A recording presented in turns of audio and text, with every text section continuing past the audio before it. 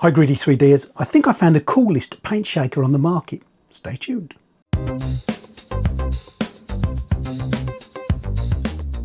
Now, if you've been painting miniatures and scale models or 3D prints for any length of time, you'll already know that one of the least exciting parts of our hobby is getting your paint ready. Most paints separate over time, the pigment sinks to the bottom, the carrier sits on the top, and before you can spray or brush anything, you've got to mix it all back together again. Now, usually that means standing there shaking bottles by hand, or maybe using one of those inexpensive Voortex mixers where you have to hold the bottle against a vibrating pad.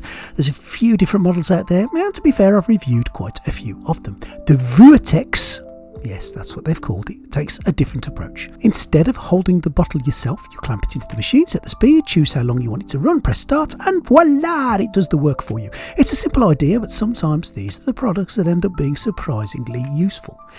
Getting into the rather cool looking box that it comes in, everything is neatly packaged with plenty of foam protecting the shaker during transit, alongside the Voortex itself.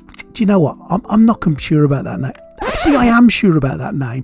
It's a silly name. Personally, I think the Paint Shaker-matic or the Sloshy Oscillator would have been much better. But back in the real world, you also get a USB-A and a USB-C along with your Voortex, plus a plug to plug them into, and a quick start guide in various languages. And that's really all there is to it. There aren't loads of accessories because, well, there doesn't have to be, does there? This is one of those products designed to do a single, simple job, and it gets you up and running in just a couple of minutes. The unit itself looks stunning, very space age, almost like a little piece of modern art, and it immediately feels well made in hand. It has a reassuring weight to it, thanks to the metal construction. The controls are straightforward, nothing feels cheap or flimsy. Overall, it makes a really good first impression before we've even switched it on. On the retail version, there's a large rubber base underneath there to stop the whole thing wandering across your workbench while it's running. Having one of the first test models though, I didn't get them back yet. It's in the post, but yours will come with it as standard. Future Tony here. What did come through the post was this almost shiny, sticky back plasticky paper stuff that you're supposed to stick down on a rough surface and then pop your Voortex on it to stop it shaking. It wasn't a rubber mat. This is what you will be getting with yours. Future Tony out. At the top, you'll find the easy lift adjustable clamp that holds the paint bottle securely in place, and I've got to say, it glides incredibly smoothly and works really well. Rather than simply pushing a bottle onto a vibrating pad or using some clampy things to hold it, the paint stays firmly held while the machine does all the shaky work. That's important because not every paint bottle is the same size, whether you're using a Citadel, Vallejo, AK Interactive Army Painter, or even larger bottles from other manufacturers. The clamp adjusts to suit different heights, and I've tried it with quite a few different shapes and sizes, and they've all worked really well. On the front, there's a Knight Rider style LED strip that moves as the machine runs, which adds a nice bit of visual flair. The larger knob on the right side controls the timer. The more you twist it, the longer the shaky, up to a maximum of 3 minutes before it automatically stops. Pressing the knob changes the speed setting with colours: green for low, blue for medium, and orange for the highest setting. But in all honesty, those speeds do feel fairly similar, and at first glance there's a very slight noticeable difference, I guess, once you pay close attention. But to be fair, different paints have different thinning capacities. Airbrush paints, for example, they don't need the same amount of mixing as a bottle that's been sitting on your shelf for 6 months with heavy metallic pigments settled at the bottom. Being able to slow it down or speed it up gives you more flexibility than a mixer that only has one setting. But again, the speeds don't seem particularly different to me anyway. Of course, features are one thing. What actually matters though is how well does this thing mix paint. So that's exactly what I'm going to test. And rather than just using a fresh bottle, I want to use a few paints that have genuinely settled for quite some time, and they've been sat on my shelf untouched in some cases for years. I'll also be looking at whether it introduces bubbles into the paint. How noisy is it? Whether it stays put on the bench, and how well it copes with different bottle shapes. These are the kind of things that don't always show up on a spec sheet, but they make a huge difference when you're actually using it. So let's get some paints in there and give them a test. This is an army painter, fairly typical what most of you have got lying around. It's an 18mm bottle, fits absolutely no dramas in the smallest little circle. Turn it up, spins it, great job. Citadel next, 12mm usually, little fatter bottles, again fits in, no worries or issues at all. I'm going to use this AK bottle now. This is some streaking grind, a little bit of a larger one at 35mm, again fits in. Look at that, little bit of movement, but don't forget I haven't got the rubber mat underneath.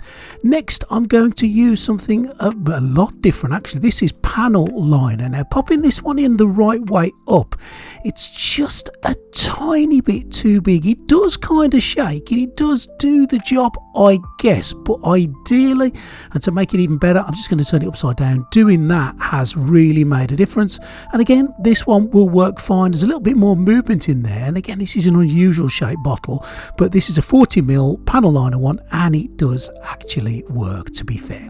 Next, a little bit of a larger one, 20ml of Let's resin. It's a bit taller than the average army painter bottle, and of course it fits in perfectly and does the job beautifully. Followed by some Vallejo 17ml bottle. Again, no dramas, no issues, no problems, everything good as you'd expect really with Vallejo.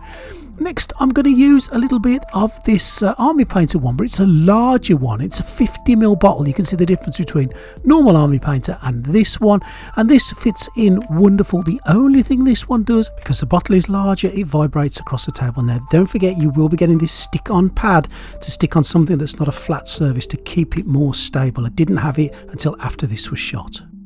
Next I'm going to do something a little different. This is liquid mask. This is an 85ml bottle and this has worked an absolute treat. It's really important to shake up Vallejo. It's done it grand. Now from a maximum height you can get 125ml from a height and about a 50ml for the circle, for the circumference, and weight of the thing is about 638 grams, so not too heavy, not too big at all. So earlier I said I'm going to use some old paint in it, and this one I've literally had lying around for about 2.5 years. Look at that, that's just a little bit of the mixer at the top. That should be the colour, it's a skin tone, and you can see that it's completely unmixed. So I'm going to pop it in on the high setting and I'm just going to set it up to a maximum to 3 minutes, and that is it. I'm going to give it 3 minutes on the maximum setting, and as you can see, no bubbles, everything's flowing wonderful. That is the colour that it is supposed to be. That was the before on the left and the after on the right. It's made such a difference. It's done the job, it's done what it says on the tin. Next one, now this one you can even see the two colours in there. This should be a viper skin and it comes out completely greeny, horrible and just like water. So we're going to give that one a blast again. I'm going to give it exactly the same maximum for 3 minutes. Again, this has been lying on my shelf now for probably 18 months, unused completely. Take it off, get the lid off, and let's see what the shaker has done to it. And as you can see, there is the before and here is the after, and that is the colour that it's supposed to be. Again, it has worked absolutely perfectly. As you can see there, no bubbles, everything's mixed wonderfully. 3 minutes on maximum, it has done the job admirably. Now from a sound perspective, it's not too loud. Have a listen. And you can see that the decibel count on the phone, which is sat right next to it, is around about the 73 mark, and it doesn't really matter whether you have it on low, medium or high. It doesn't really go much above 74.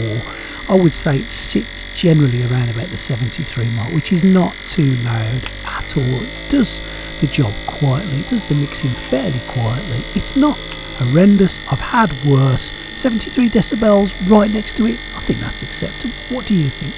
So that is the Voortex. I still can't get used to that name. The Voortex shaker by Galeri. I've got to be honest, do you know, I like the look of this. I think this looks really snazzy. I think it looks really modern. Does it shake the paint? Well, yeah, it does. You've seen it do the job on various different sizes of paints, and it does them all really, really well. And it's mixed paints I've had sat on my shelf for yonks into a usable pasty solution. So I can't really fault of what it does. Cost-wise, I believe it's about 60 quid, but I'm making this video that's not actually been released fully yet, so that may change. I'll put all the information that I've got down below, of course, in the comments with any discount codes that I've got to get you as well if you want one of these. All right, at around about 60 quid-ish, if that's indeed what it is. It's more on the expensive side from a paint shaker, but this, you're getting some value for money. This isn't cheap. This doesn't feel like it's going to fall apart in a week or two. This feels really solid, and I kind of like this design as well. Galeri have done other things very similar to this. They did a compressor which looks quite similar, and I like that design too, and I do like this. It certainly does what it says on the box or the tin. It shaky shakes your paint, it Voortexes them. really, really well. So I'm pleased with this. I really am. Let me know what you think in the comments. Do you like the idea of this? You're going to get yourself one. I like this way you can adjust it all. It's just a brilliant bit of kit. Gallery are throwing out some amazing stuff lately for our hobby, aren't they? All the things that you need to know will be down in the description with any links and discounts, as I said, that I've got. Thank you for watching. Please think about subscribing to the channel if you haven't already done so. Please like it and share. Have a look at our Patreon as well. All the details will be down below. And the names ringing past you are my Patreons. And thank you guys for your support. You are amazing. Thank you very much. Thank you for Gallery for sending me this and allowing me to show you guys it. And I hope you've enjoyed the video. Let me know in the comments and I'll see you next time on Greedy 3D.